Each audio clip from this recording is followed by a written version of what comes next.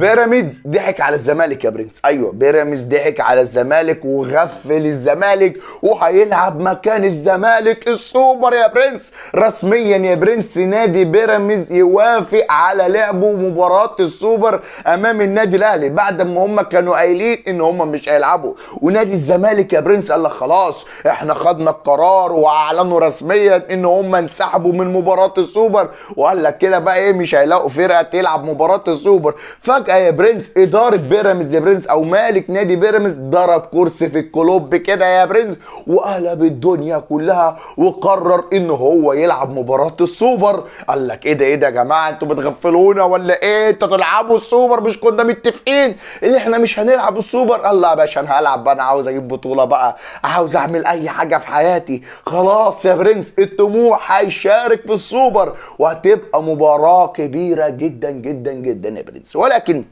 تخيل بقى السيناريو ده يحصل، تخيل السيناريو ده يحصل. يقرر استبعاد كهربا من المباراة. دي أول صدمة، دي أول صدمة، وتقعد تضحك من هنا لغاية يوم السبت. يعني الماتش يوم الجمعة تقعد تضحك لغاية يوم السبت، ماشي يا برنس. إن يقرر استبعاد كهربا من المباراة، وإن النادي الأهلي يكون أداء وحش في المباراة، ما تفهمش ايه اللي يحصل لهم اللعيبه، ماشي. وفجاه تلاقي بيراميدز كسب السوبر، لله في لله كده، وتبقى اول بطوله لنادي بيراميدز في تاريخه، يبقى هو السوبر المصري، يعني يبقى هو السوبر المصري دوت. انت كزملكاوي تقول يا نهار اسود ايه ده، يا ريت كنت رحت. ما كهربا تم استبعاده اهو، واداء النادي الاهلي بقى ده وحش اهو، يا ريت انا كنت رحت. ولكن يا برنس ده سيناريو يعني باذن الله انا مش عاوزه يحصل. باذن الله كهربا يلعب ويجيب جون ويسجل هاتريك كمان، والنادي الاهلي يبقى اداؤه جامد ونجيب السوبر. ولكن انا بقول لك تخيل، اسرح بخيالك كده، ما احنا في عصر سرحان الخيال، عصر اللي موجود فيه كل حاجه. ده احنا في ال 48 ساعه اللي فاتوا دولت شفنا كل الاحداث في الكره المصريه حرفيا يا برنس. ولكن النادي الاهلي مركز، النادي الاهلي والكره ولاعيبته ما يعني مش هاممهم مين اللي جاي بقى. احنا عندنا مباراه يوم الجمعه لازم نكسبها، فكل لعيب مركز، كل لعيب بيتمرن كويس، فكل داخل او عارف هو هيعمل ايه بالظبط يا برنس. ولكن نادي الزمالك ايه بقى العقوبه اللي هتبقى عليه بعد الانسحاب؟ كل الناس بتفكر طب انت يا الزمالك انسحبت، ايه بقى العقوبه اللي هتبقى على نادي الزمالك؟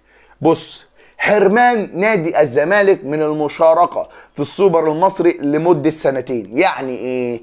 يعني يا برنس لو في سنة الزمالك كسب فيها الدوري او كسب فيها الكاس هيشارك طبعا في السوبر، ساعتها هيتم حرمانه، وهيشوفوا اي فريق اللي هو المركز الثاني بقى او المركز الاول حسب ما الزمالك يكون ايه اللي هياخد البطولة، وهو اللي هيشارك مكان نادي الزمالك في المباراة. يعني يا برنس كده قدامك سنتين كمان او 3 سنين عبال ما تشوف نادي الزمالك في السوبر المصري، وتغريم نادي الزمالك 1,000,000 جنيه يا برنس.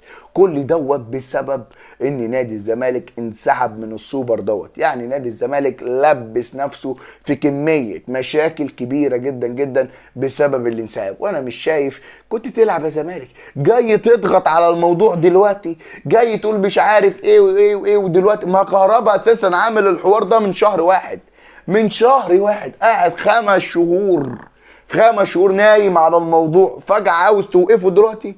ولكن يا برنس ادي الله وادي حكمته.